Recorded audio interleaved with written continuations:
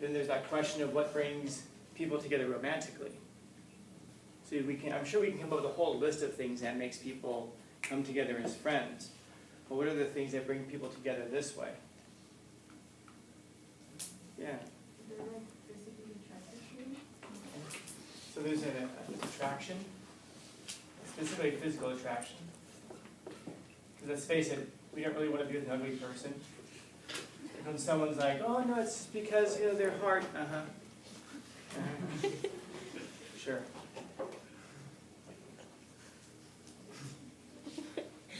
I was just watching a video yesterday, actually, where it was a different period, but I was telling them that, what did I say? I said something to the effect of that I have an agreement with my girlfriend that I'll stay in love with her as long as she's beautiful.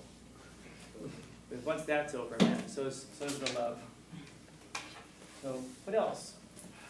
Personality. All the ugly people are afraid to laugh. Personality.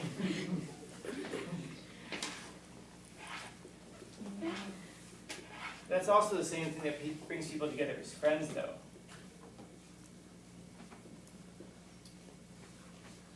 How about this? Yeah. Their love language? Oh. That's actually what led to that conversation. So what are the love languages? We established that there are 5 in that other class. Yeah, you guys have these, so physical touch. What's that? Quality time. Good. I just heard 2 of them that got crushed up my head. Good. Quality time, gifts. Words of affection. Words of affection. And attachment. Service of act. What is it? Service of act. Services, yeah. Acts of service. Acts of service. Yeah. So you do nice stuff for each other. Yeah. And then I was telling the class that I was going to come up with a 6th one, because then you could sell more books, right? Because the 5 love languages sells a whole bunch of books. Imagine if you had the 6th one. Even more love languages.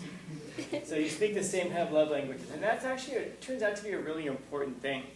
Because it's like if you're talking, let's say that you come in and you speak French, and you're talking to a person who only speaks Italian, you can't really communicate. You kind of can be around each other and you can make it work to a degree, but without speaking the same language, you're never going to connect. When they're talking these love languages, there are people who like to be shown affection in certain ways. Like, the example I actually used was a friend of mine who's married, whose her husband is a sneakerhead. He loves buying sneakers, and he knows somebody who works, I think, for Nike, I think it is, so he gets a discount on them. So he buys her all kinds of shoes. She has like 6 pairs of Jordans. Now, she's not a sneakerhead. She doesn't wear sneakers. She doesn't wear shoes, like those kinds of shoes. She has a whole closet full of Nikes. And she always tells him, I don't really care for that. That's not her thing. But he always buys them for her. And then she gets annoyed because he buys her shoes.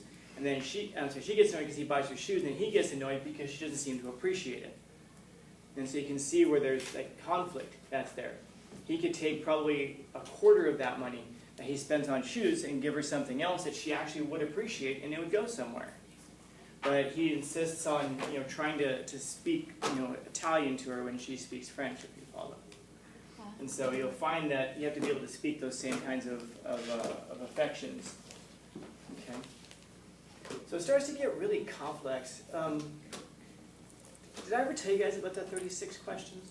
Is that this class? So we actually can answer this question about what it is that causes people to fall in love. And it's really funny. One of my former students was telling me a story about this just yesterday. If you're interested, you can go and do a search. Just look for 36 questions and then type in love. So just Google 36 questions in love and you'll find them. Or if you want, if anyone's interested, I can give you a copy of these before you leave today. In short, it's 12 questions, and 12 questions. So it's 3 sections of 12 questions for a total of 36 questions. And these were developed by a couple of researchers who were trying to find out how it is that people can fall in love.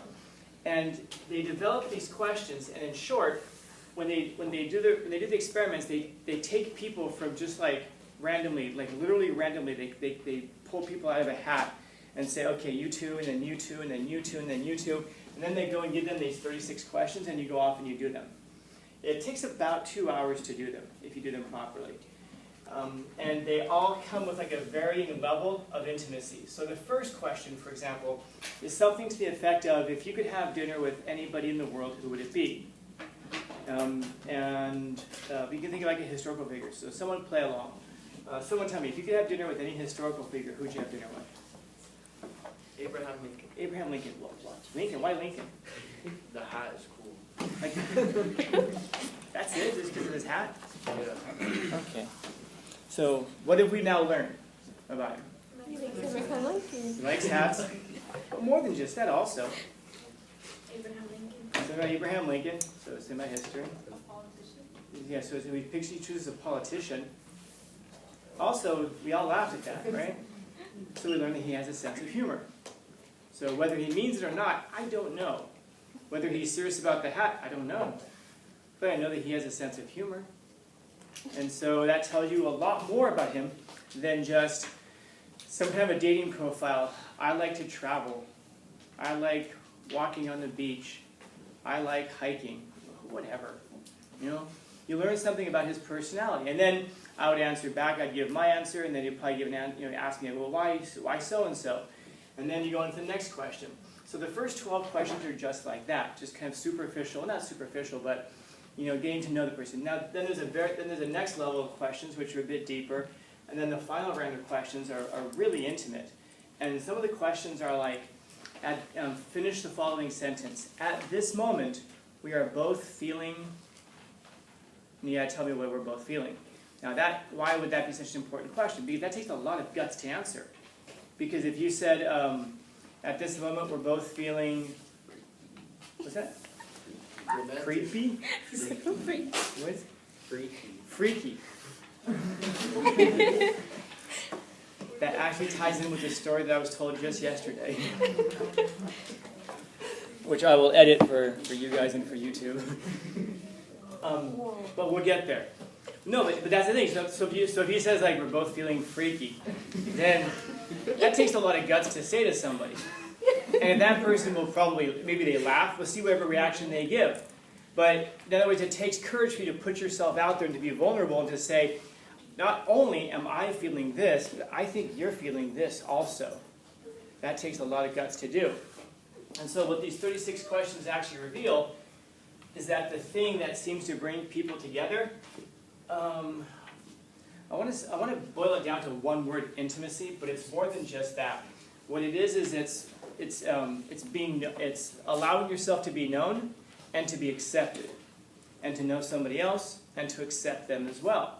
It turns out that that's the one thing that when we talk about chemistry or things that bring people together the most, that's what it is.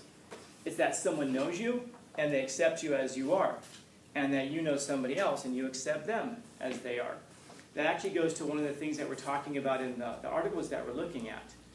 That when you're as a teenager, when we self-reflect, when we introspect, and we realize, wow, I'm messed up in certain important ways, or I find all of these deficiencies in myself, and yet someone comes along and they love you anyway, even despite your deficiencies, especially if you think your deficiencies are hidden, and then it's pretty obvious that they're not. They're pretty out there, and you thought that they didn't notice them, but when you realize, wow, they noticed my deficiencies and they love me anyway, that's the huge deal to people. And so, now the final thing of it all is, after the 36 questions, you're supposed to sit there and you're supposed to stare at each other for 5 minutes and not say a word. Just look at each other for 5 minutes. And you might think like, well, that's weird. Exactly. It's a bunch of things all at once. And for 5 minutes is a long time. If you're playing your favorite video game, 5 minutes is really fast. If you're sprinting, 5 minutes is extremely long. If you're having to stare at someone for 5 minutes, it seems like an eternity. And so your mind is going through all of these things all at once. You'll probably begin by laughing because of the awkwardness, and then you're also feeling a connection, then you're also feeling silly, and you're also feeling scared, you're also now wondering about all the possibilities. Your mind is going through all of these things all at once, but you're both going through it together. And that's what it is that seems to bring these people together. So anyway, when they did this research, they just paired people up literally randomly. they discovered that 1 year later, 87% of the people who they paired up reported still being in love with that person, being with them. And so that says quite a bit. So if you want to come close to someone, it isn't just these questions. It's that these questions are designed to jump you ahead years of acceptance towards one another.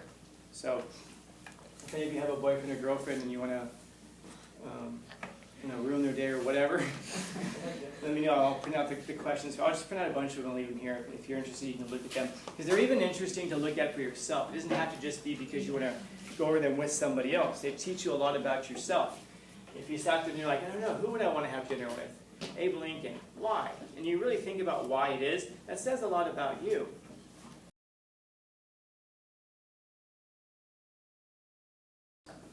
So now if you, so anyways, it's worth going over even just for yourself, just to see for yourself how it is that you would, how you'd answer these things, because they'll tell you a lot about yourself. Now the problem with this, of course, is that when something, let's say that you got, say you come together with somebody, right, and then you're here. There's only, and you're bonded together. Think about like if my hands were crazy glued together, like this, and you're with that person, you're really close with them. What's the only way I can separate these hands? Let it go. No, they're crazy glued in there. I can't just let go. Oh. Chop off your hands. Maybe chop off my hands. Racism.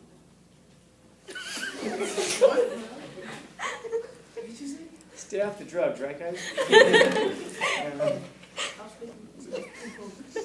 Tear it all apart. The skin's going with it. You're going to be bleeding. It's going to be terrible. And you can think of that that way. You're trying to go from this, where two people are super, super close. Even if you're trying to be nice about it, you're trying to pour some nail polish remover in there to get rid of the crazy glue. You're still going to be You're still going to mess up the hands. You're still going to be in bad shape when you try to go back to being friends. And the kinds of things that you'd have to be friends. That whole thing about maybe if you're going to move into different places, maybe that's your best bet about it. But even then, there's still going to be some antagonism there. I mean, if you're with that person, let's say, and then you guys move into two different places, and you're like, well, we're still going to stay friends. Do you want to hear about their dates that they're going on? Want to hear all about those intimate details? Want to hear all about this stuff? Probably not. Probably not. So that tells us something about the direction that Colton is talking about here. Now, this was interesting, by the way. She said that friendship often ends in love. You're going to notice that when friendships end, when friendship becomes love, then friendship stops. In other words, he's saying you can't be friends with somebody who you're in love with. Notice he's not saying friendship often transcends into love. He's not saying that. He's saying friendship ends when you fall in love with somebody. But love going towards friendship, he says, oh, never. That simply can't happen. You can't go from here to here. Now, I imagine that most of you understood it. You can have probably got a good sense of what he's talking about here. So the hard thing here is to come up with a bunch to say about the extent to which you agree or disagree. The claim is relatively straightforward, but it's a good thing to wonder, is it possible? Is it possible? I know a lot of people, and I can just say from experience, they go from that romantic to the friendship. They try very hard, and they say, oh, we're both going to be mature about it. We're both going to be, nah, never quite. Never quite. You can sew it up, but you can still see where it's been torn. So, but I also know a lot of people who go from that friendship into love. So, all you guys who've been friend zoned, good luck to you. By the way, if you're in the friend zone, you deserve to be there. So that's a lesson for another day. Damn. Call it what it is. If you're there, you belong there. You deserve to be there. So, questions, comments, concerns, complaints? I know some of you feel personally attacked now.